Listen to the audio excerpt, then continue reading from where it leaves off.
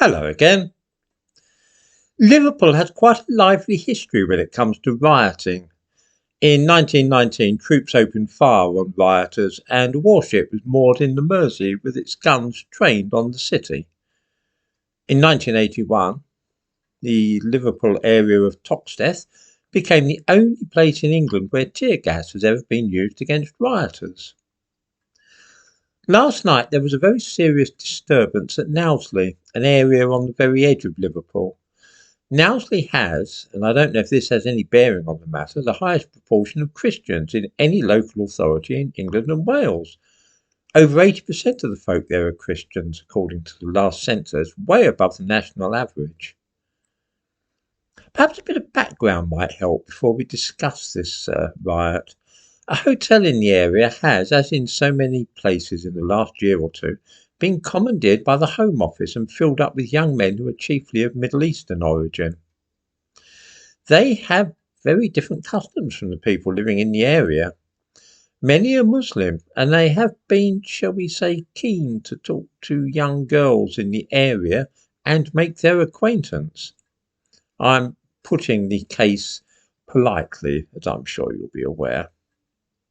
When I say young girls, I mean girls in school uniform.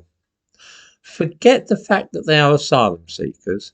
That sort of behaviour from men in their 20s and 30s is apt to cause great irritation, and those who engage in it can hardly be surprised if the fathers and brothers of those underage girls feel annoyed. In the description to this video, I give a link to a Twitter account. Scroll down the post on it, and you will find a clip of film taken by a 15-year-old girl on her mobile telephone while she was being pestered by one of these men. He is 25 and she is 15.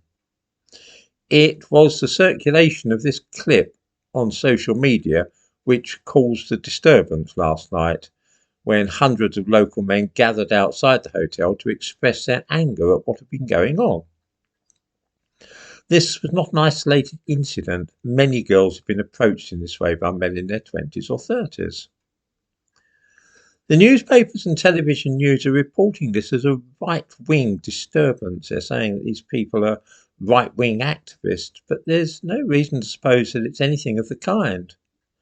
Certainly feelings were running very high and a police van was torched and bottles thrown at the police. But then, as I said at the beginning, Liverpool has a long history of rioting and disorder. Most of it has not been politically motivated, and I don't suppose for a moment this was either. In many communities throughout the country, exactly the same kind of thing is happening as has been happening at Knowsley.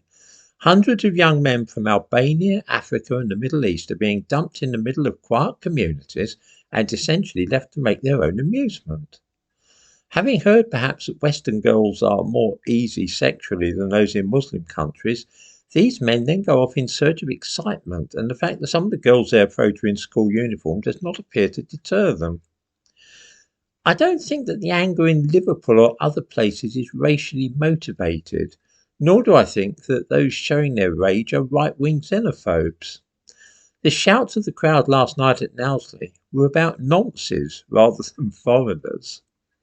Viewers might recall that the Bale hostel where Gary Glitter was staying was similarly surrounded by an angry mob the other day, and there was certainly no suggestion there of any racial element. I'm afraid that there's a good deal of dislike of those who molest children or proposition schoolgirls in broad daylight, and it's bound to end in crowds of angry men expressing their views forcibly. If the police are seen to be protecting the men who are behaving in this way, then they will be likely to get caught in the crossfire, as we saw last night. The thumbnail to this video shows what happens under such circumstances.